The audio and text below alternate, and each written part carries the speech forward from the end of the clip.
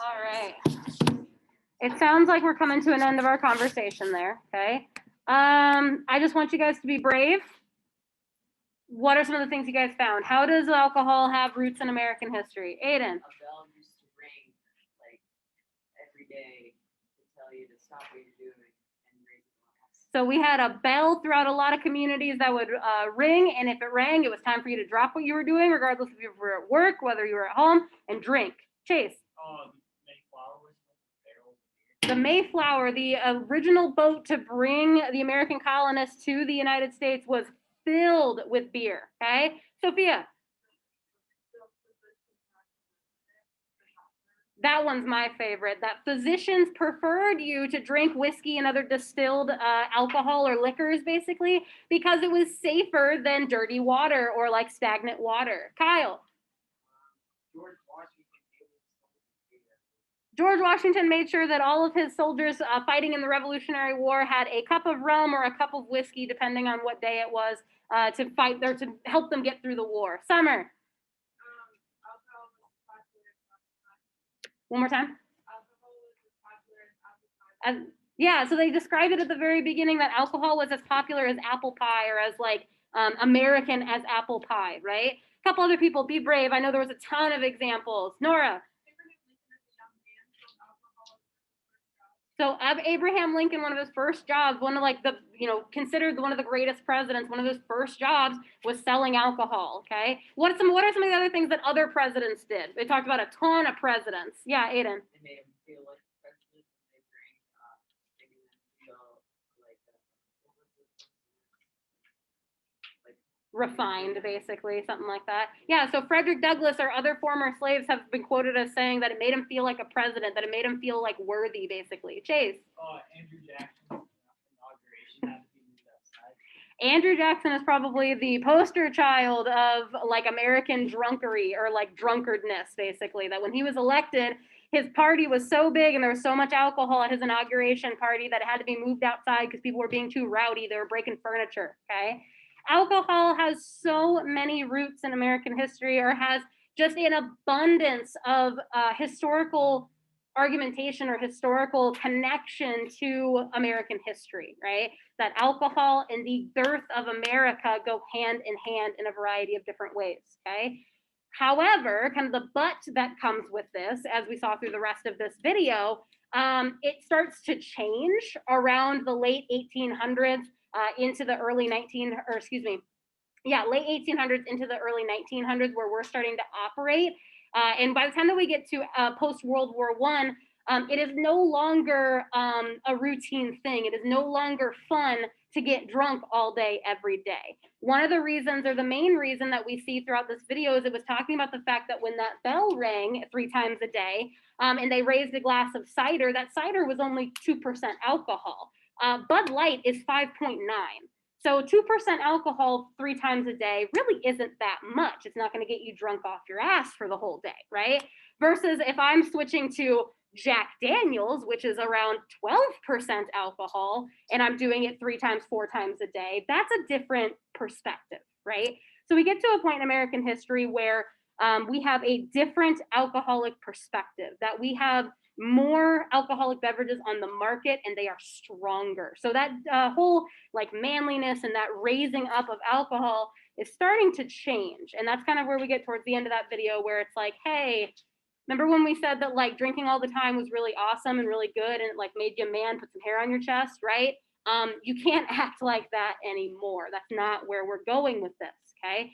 And a lot of different groups in the late 1800s are going to latch on to that and say, hey, this is the reason we should get rid of it, that alcohol is no longer fun, alcohol is no longer a routine part of American history, that it's something that is degrading, can't say it right, to many minorities, women, et cetera, across the United States, okay? All right, make sure your name is on those pieces of paper, and you can basically just pass them in and up, and I will come grab them. And we are going to move to a little bit of note taking, so go ahead and get your notes out, please, and thank you. So we're passing in and over, and we're grabbing our notes. Okay.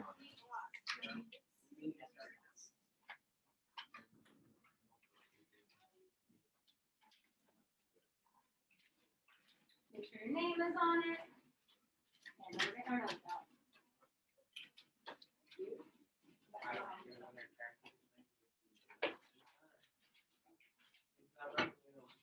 Where's it at?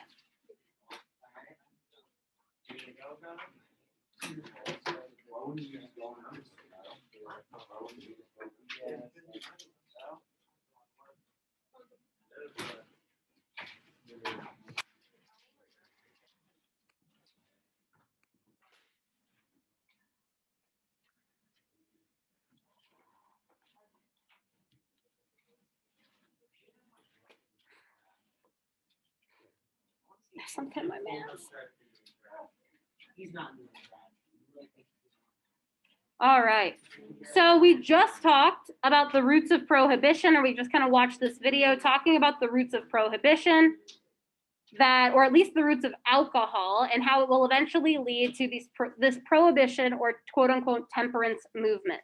That we start realizing, hey, this new alcoholic craze, or like what we used to do, is not working out. It's pretty bad for the entire country, or at least some groups are going to think that. And we need to maybe start taking steps to either, kind of dial this down, or get rid of it completely. Okay. Where this starts, or where the roots of prohibition, the movement to get rid of all alcoholic consumption, manufacturing, et cetera, starts with the temperance movement.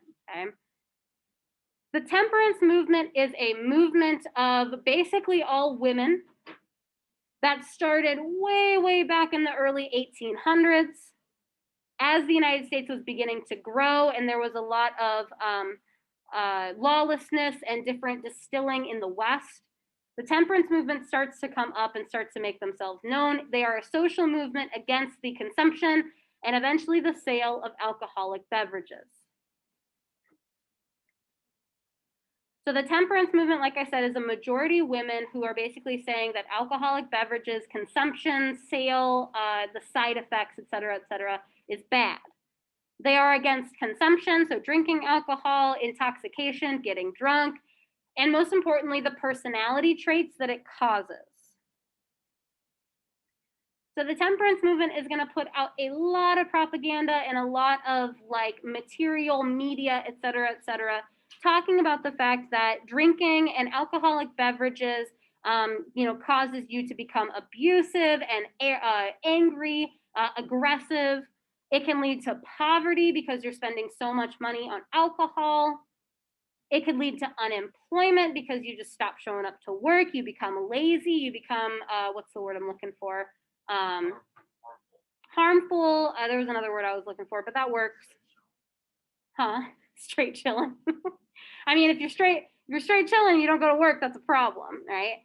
So the temperance movement is just saying all of these things bad, right? We don't want this to happen anymore. If this continues to happen, then we're going to be in a worse spot, okay? Basically, their whole message was that alcohol was the enemy to everything good and had to be stopped. So it wasn't necessarily the people, it wasn't necessarily the individual person getting drunk and abusing people. It was the alcohol that was the problem. That the common factor was alcohol, and alcohol is the enemy. Okay?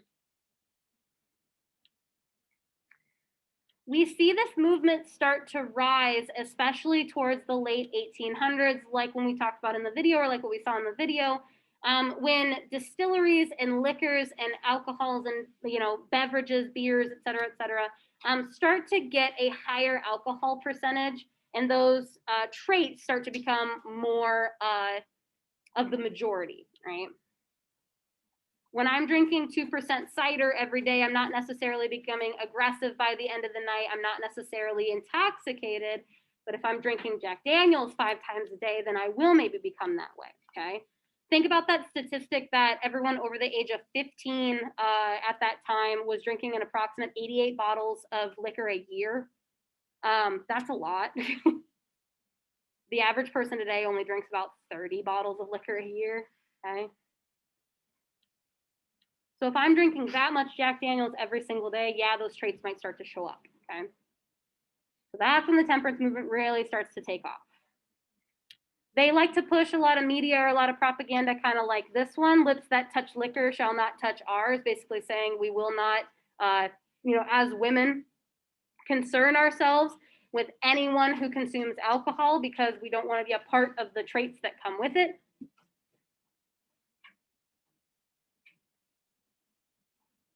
A lot of this movement, of the temperance movement, is a lot of old white women.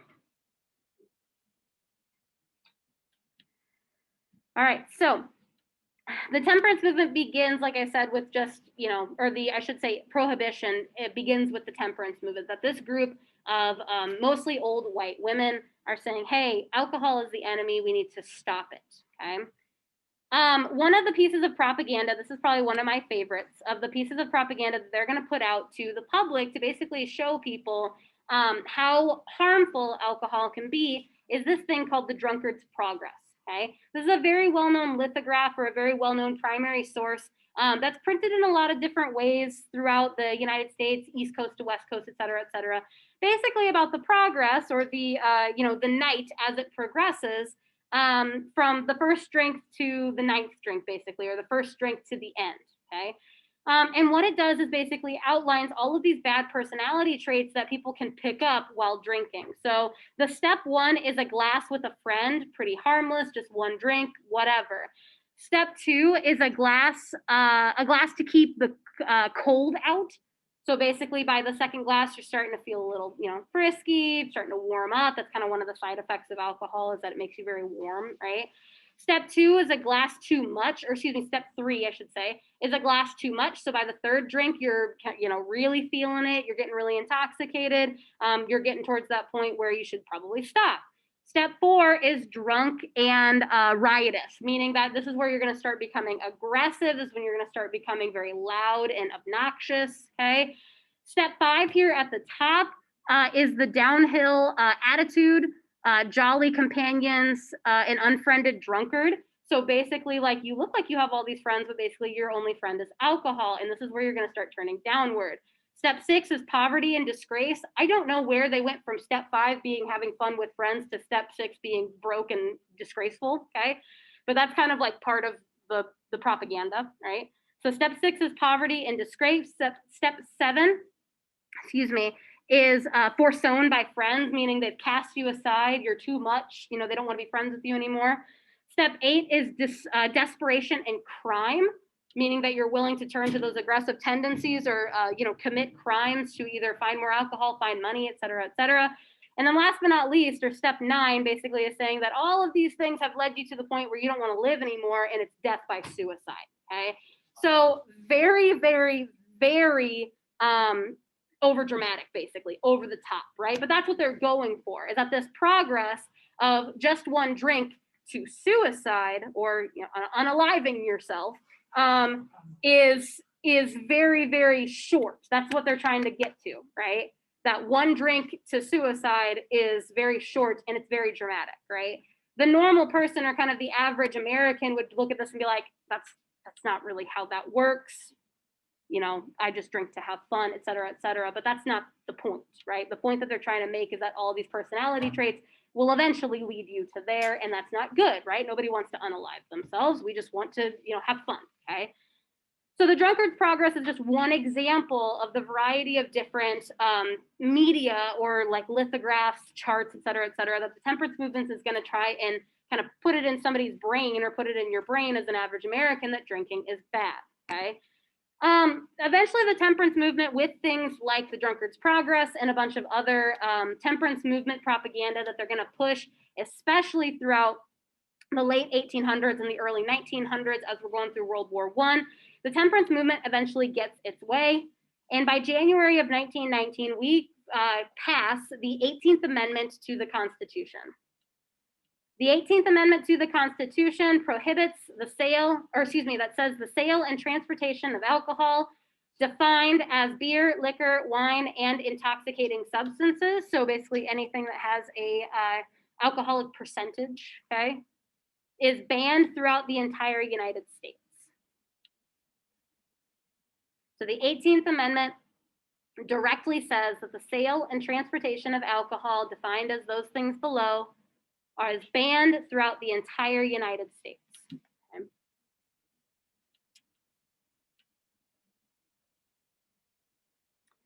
So you may notice that the original 18th Amendment, or the original language, only says the sale and transportation, not necessarily like making it, okay? Or even consuming it for that matter, okay? That the sale and transportation is a no-no, but it doesn't really say anything about consumption or manufacturing. So about a year goes by after the 18th Amendment is ratified, after the 18th Amendment is ratified, and the temperance movement kind of realizes like, hey, we need to tweak this a little bit. People are still getting drunk basically in higher numbers that they were even before the 18th Amendment, that things are not going down, they're actually going way up, and we have statistical evidence of this. So maybe we need to tweak this a little bit. So by the next year, January of 1920, they basically put an amendment on the Constitution, or an amendment to the amendment, basically, called the Volstead Act. And the Volstead Act banned the sale, the transportation, and the manufacturing. So no longer could you sell it to your friend or take it across state lines. You also couldn't manufacture it. If you were making whiskey, if you were making beer, if you were making alcoholic substances, or alcoholic substances, you are going to jail. Okay. Basically, the Volstead Act gave the 18th Amendment the footing it needed to be fully enforced by the federal government, and this is when the United States officially becomes dry. There's still a lot of wiggle room, or a lot of leeway between 1919 and 1920, but as soon as the Volstead Act is passed, well, the US finally becomes dry.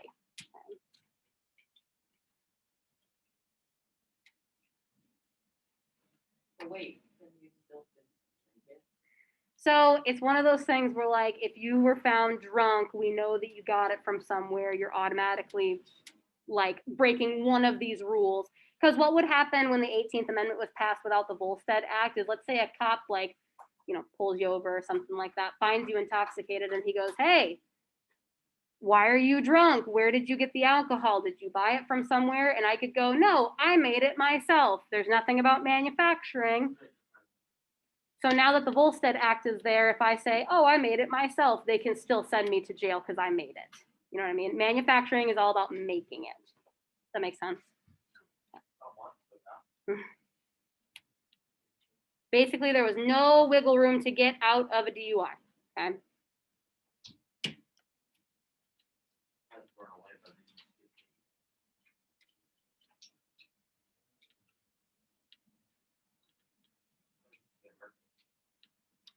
So when the 18th Amendment is ratified and when the Volstead Act is passed, we saw between the 18th Amendment and the Volstead Act that not only was alcoholic consumption, transportation, manufacturing not going down, that it was going up in substantial numbers. The Volstead Act is going to curve that just a little bit, but basically it's going to remain at the same level, if not only a little bit underneath than what we were, okay? So when we think about, I think this is my next slide, let me double check. Yeah, so when we think about, okay, we've got this law, it is supposed to be very heavily enforced, right? That you shouldn't be selling, transporting, making, drinking, whatever, any alcoholic substances, but we still see a massive amount of alcoholic sales basically happening throughout the United States. We see a massive amount of manufacturing still happening. Does that mean that we're not enforcing it well enough? Or does that mean that the people just want it more than it's enforced? Okay? And that's kind of what we're struggling with prohibition, or what the federal government is struggling with prohibition, is how does this keep happening? How are we still failing at this task? Okay. So when the Volstead Act is passed and when the 18th Amendment is officially ratified, basically the temperance movement brings about this era or I should say prohibition, brings about this era of prohibition bringing more bad than good. That the temperance movement wanted this to be a really good thing for America, that it was going to curb these domestic issues, that it was going to make people better citizens, that we would get off of this drunkard's progress. But what they didn't realize is that we were just going to make more trouble in the process. As a as a United States, as a citizenship, we were just going to keep making trouble instead of stopping it. Okay. So prohibition, even though it was supposed to do a lot of good, actually brought a lot worse consequences. Okay. All right, so we just talked about this a little bit, but this is just a review of basically what we talked about on Friday when it came to enforcing laws and which laws we like, which laws we don't like, et cetera, et cetera.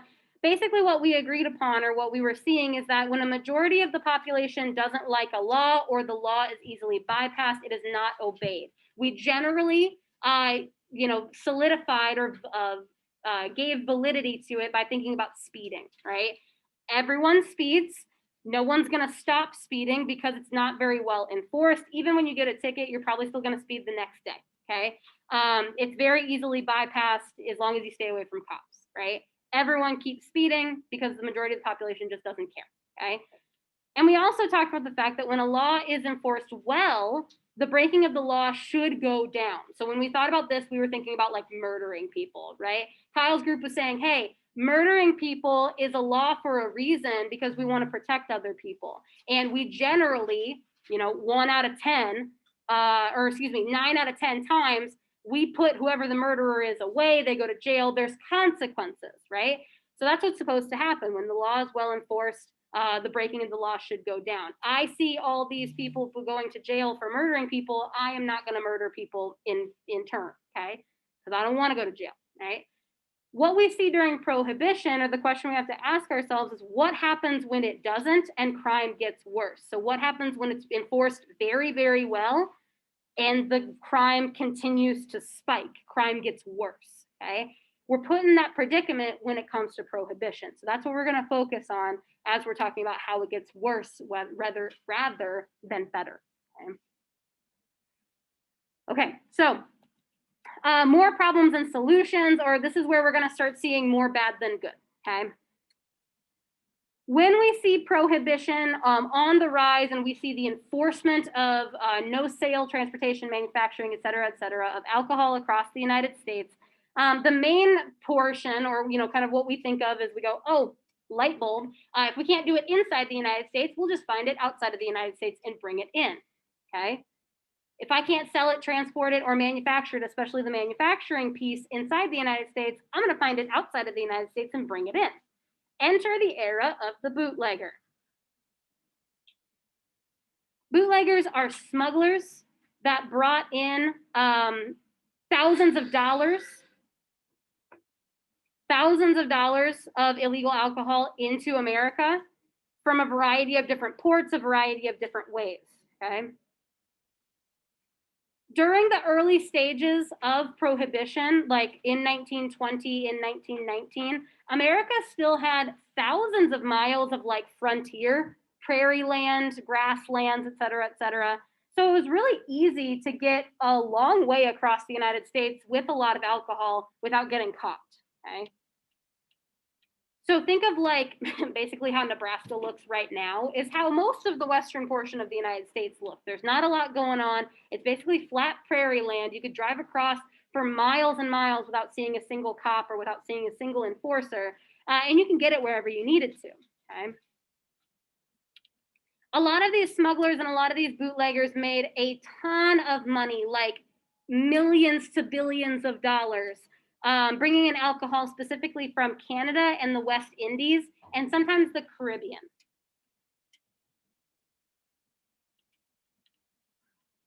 So in our cartoon here to the right, we can see that bootlegging becomes so big and so like easily bypassed, you can get through it very easily, that federal officers, county officers, city police, et cetera, really can't stop it. Because when one bootlegger goes down, 6 more start to pop up, okay? Because it's so easy.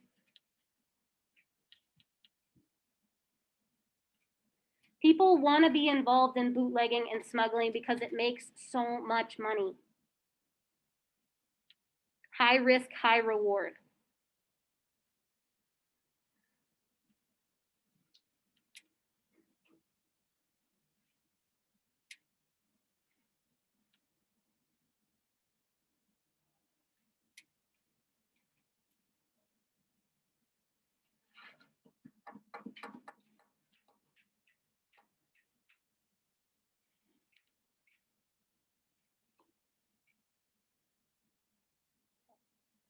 So, like I said, bootlegging becomes a very wealthy occupation. People are wanting to bootleg and smuggle more and more because alcohol is a big business. Like it said in the video we watched earlier, that we spent more on alcohol in those early days, like in the late 1800s, than we did in the entire federal budget, which is in the billions of dollars. Okay.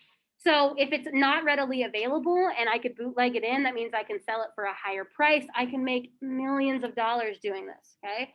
Bootlegging becomes a very stable profession. Some of the most famous bootleggers, I'm gonna go through them right now, just like 3 of the most famous ones basically from the different areas of the United States. All of them are worth more than $20 million each, basically, just based in smuggling, just based in bootlegging over that period of time, okay? Some of the most famous bootleggers, you can shorten this down if you need to, if you just have the names or something like that. That's fine. It's just a little sideshow, okay? Some famous bootleggers that operated throughout the United States. One of them is Adolphus Busch. It's Busch like Anheuser-Busch, the brewery, people who make Budweiser, Bud Light, Busch Light, all of that fun stuff, okay? When prohibition hit and he was no longer able to manufacture his own alcoholic beverages, he turned to bootlegging with the massive following that he had throughout his business, okay? Basically, prohibition put his business at risk. It basically destroyed his business. So he found another way to stay in business, okay? By bootlegging. Huh?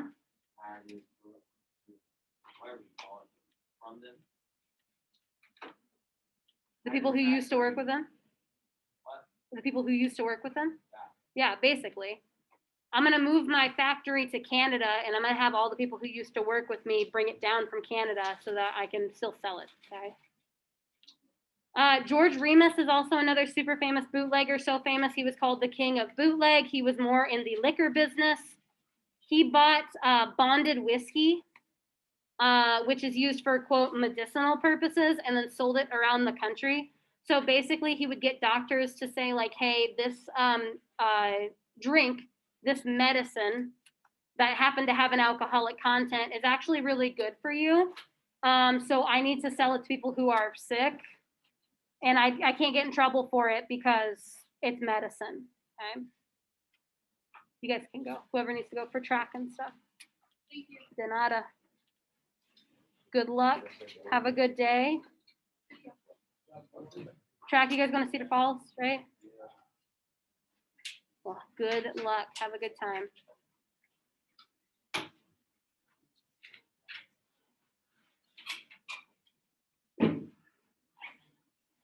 All right.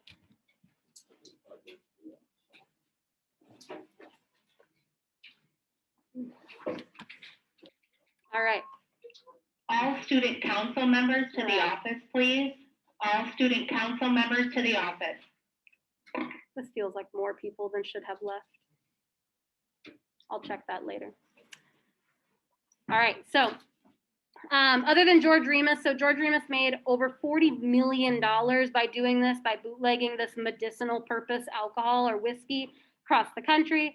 And then last but not least, we have William McCoy. William McCoy is what we call a rum runner. So it's still a bootlegger, it's still underneath that umbrella, but basically he operated out of the Caribbean getting rum from like tropical countries, basically. He was a sea captain, so he literally had a boat that went and picked up rum from Caribbean islands or picked up rum from other tropical islands in South America, brought it back to the United States and put it into people's shelves. He was quoted as saying that it's the freshest liquor you can get straight out of the Caribbean, never diluted by water or anything like that. And he made a ton of money as well.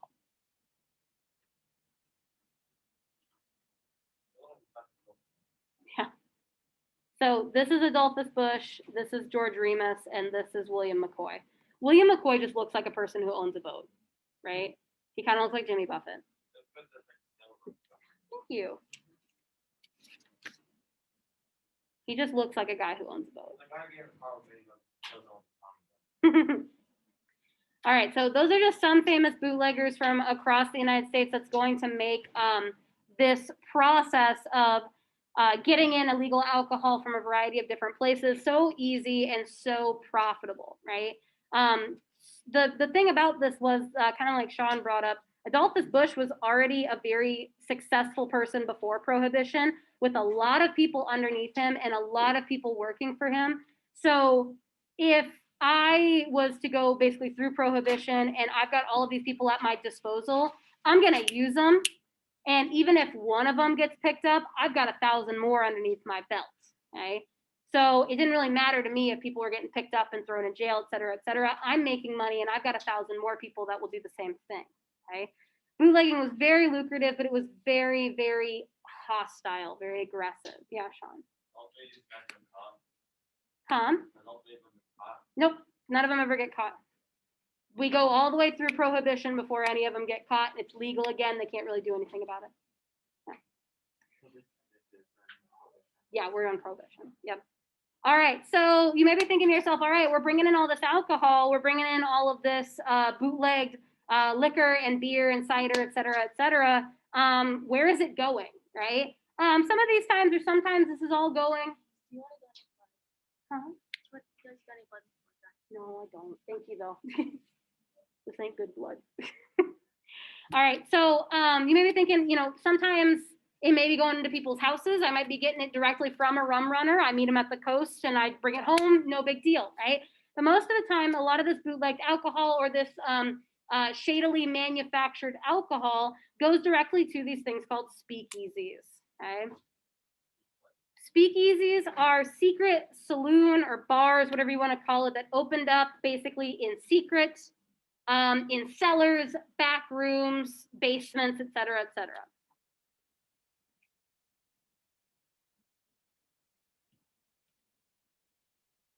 Basically, they would pop up anywhere that they thought the law couldn't find them. They would be behind like normal businesses every once in a while. You had to, you know, knock 3 times or something like that to get in it. One of the like 1920s versions or 1920s way to talk about speakeasies was to call them dizzy clubs because alcohol was dizzy water. You couldn't say alcohol, you had to say dizzy water. Yeah, they don't have the greatest names. We'll go through that in a little bit. And like I said, a lot of times drinkers had to give a password or knock on the door or like some kind of code to be let in to make sure that you weren't police. Okay? The speakeasies are going to be the main place that are going to sell this bootleg alcohol that are smuggled into America from abroad or manufactured illegally off premises. Sometimes speakeasies would have their own distilleries or own places to make alcohol, but that was really risky, so it didn't happen a whole lot. To kind of hone in on what we've been talking about, how after Prohibition, alcohol just continued to soar. Before Prohibition, there were 15,000 bars in New York, so like normal, you know, legally operated institutions for drinking, bars, whatever, before Prohibition. By 1926, so 6 years after the Volstead Act, there were 30,000 speakeasies, so double the amount of illegal secret bars after that time. Yeah. I looked up the word bootleg. Where in the world did that come from? Yeah. And good old Google says the term bootlegging seems originally to have been used by white persons in the Midwest in the 1880s to denote the practice of concealing flasks of liquor in their boot tops while trading with American Indians. Oh. So that's where bootlegging. Interesting. We're sneaking flasks in my boot. In the top of the boot. Nice. Yeah, right. So, would they store liquor in these places or not? As much as they could. So in large cities like New York, Chicago, Miami, Los Angeles, places where it was really poppin' basically, and you could have multiple speakeasies. They could stock up as best as they could. Because if they were to get raided, there would easily be a readily available place somewhere else, basically. So, like, if I'm a bar in Chicago, or if I'm one of these 30,000 speakeasies in New York, and I get raided and I lose my stock, if I'm smart enough, which if I have a speakeasy, I'm probably smart enough, I can open up shop 2 doors down and fill my reserves again very easily. Versus like if there's a speakeasy in the middle of Des Moines or something, I got to be real careful about what I have, because if I get raided, I'm probably never going to get it back. Well, yeah, like, would they keep, the house on an off-site location? Sometimes, yeah, especially in like Chicago and New York, where there's lots of basically abandoned open spaces during this time. It's not abandoned now, obviously, but during this time where there's a lot of abandoned open spaces after the war, excuse me, they could keep some things off-site. But like I said, some places had distilleries, never in the same spot. Because if they found your distillery inside your bar, you're screwed. But if it's on different places, then you're a little bit better off. Okay. So speakeasies have a reputation basically of being like very glitzy, glammy, kind of fun, because it's illegal, right? It gives you a little bit of a rush, basically. This picture is probably one of my favorite pictures from Prohibition, that they stole a sign that says that you shouldn't be drinking, or that like prohibition is enforced here, and took it into the speakeasy and is drinking around it. That's like the ultimate middle finger, and I just love it. I'm living for it. This is like the 20s. This is the whole vibe of the 1920s. This is it. That's what it is. Okay. I have just this short clip. It's obviously not historically accurate, but it just kind of gives you an idea of like what a speakeasy might look like, what goes on, et cetera, et cetera. And it also gives you insight basically into how nobody really takes prohibition seriously. Okay, so we'll just watch this really quick. I know it's not historically accurate, but I like this movie. Come on. First time.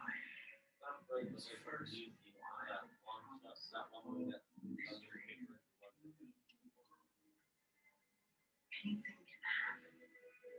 Now, this little anything at all, even cats could happen.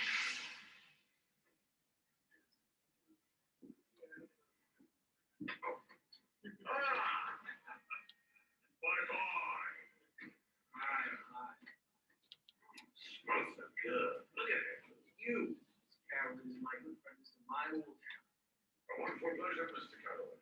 My pleasure. I want to watch you. Yes, Gatsby's oldest dog collection.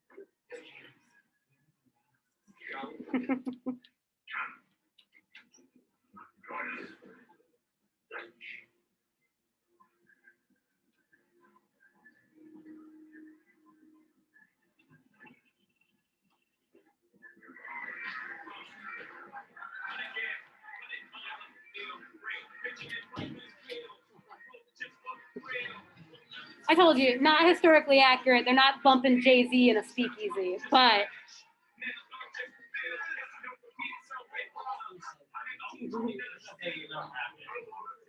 so keep paying attention to the different people you see. We'll talk about that later. Eyeballs, Mr. Gatsby. I'm over there. All right.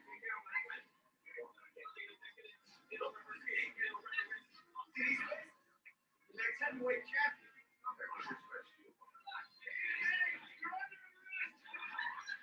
Be careful now. You're turning into a real jazz house, Commissioner.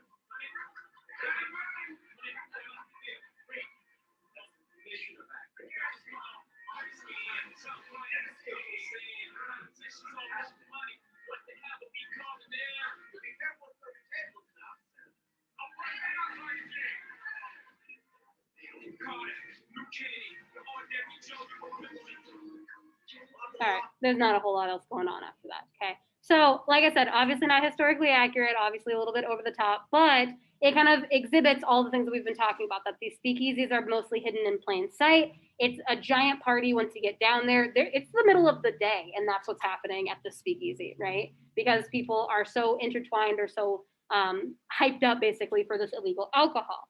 the different people that they see inside the speakeasy. First of all, they saw like a famous celebrity, a famous boxer. It's supposed to emulate Muhammad Ali.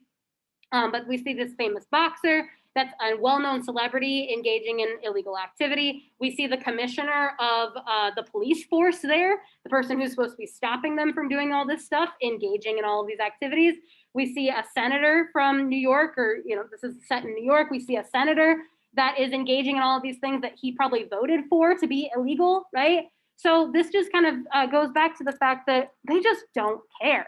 Prohibition is not taken seriously regardless of how heavily it's enforced, because there are just so many, there's power in numbers, right? There's so many bootleggers, there are so many speakeasies, there are so many people willing to go past the federal government in this point that it just doesn't matter anymore. Yeah, apparently. According to the amendment, people believe that the government is doing something wrong, that people can overthrow the government. Yeah, but they're doing it very secretly, so like, it's hard to overthrow the government. But they're still defying the government. Oh yeah. So the last piece of information here before we head out is that basically this idea, right, that nobody cares, that everyone is breaking the law, that alcohol, regardless of its legality, brings so much money into the atmosphere that's really hard not to participate. Leads to the rise, or one of the bigger rises, of organized crime throughout the United States. So because of the enormous profits to be made by bootlegging, by owning speakeasies, by controlling this substance that the entire United States is enamored with, it attracted gangsters and other like, you know, organized crime bosses, mafiosos, if you would. They started to take control of the cities because they were making so much money and they had control of the most important resource, okay? We've seen this all throughout human history. If you control the most important resource, you control the civilization, you control the rest of the people. In this case, during Prohibition, alcohol is a major resource, is a major moneymaker. If the gangsters get a hold of it, if the organized crime bosses get a hold of it, they will control everything. And that's exactly what ends up happening. They controlled the speakeasies and the distilleries. They ruthlessly exterminated their rivals who tried to take it from them or tried to rival them in any way, shape, or form. And because they were making so much money, millions upon millions of dollars every year, they were able to bribe policemen so that they would look the other way, judges to let their best guys go, politicians to keep fighting for the end of Prohibition, everything that you could think of. So again, we have another cartoon that basically exemplifies that organized crime, that the alcoholic pathway basically is larger than life, that bootlegging cannot be taken down regardless of who is trying to go after it, okay? Yeah. So like the rivals would, you know, mafiosos would try to make deals with them before taking them down. Every once in a while. Okay, because like, let's say I was this person that owned one speakeasy or something like that, and I owned a distillery or something like that. Would they make a deal with me and be like, give us these profits, and we'll let you keep your business? Possibly. Take you over. Oh yeah, for sure. It's one of those things where like if I'm like the main boss and you come to me and say, hey, I got this distillery downtown, I'd really like to keep it, but I'd like to make a deal with you. The first time you screw me over, you're dead. That's kind of like the vibe. Like, yeah, I'm gonna give you a chance off the rip, but if you screw me over, you're done. I can take it like that. I'm giving you a favor, basically. Yeah. Yeah. I'm giving you a little bit. I'm giving you the crumbs. If you overstep your boundaries, no more crumbs. Yeah. All right. So that is all for today. If you got all that down, you can go ahead and put your notes away. Tomorrow we are going to, to reward your hands basically from this large note day. Okay. We're going to watch some cartoons and talk about Prohibition. So that'll be fun. We're not going to watch Roadrunner. We're going to watch some cartoons and talk about Prohibition. Okay. All right. So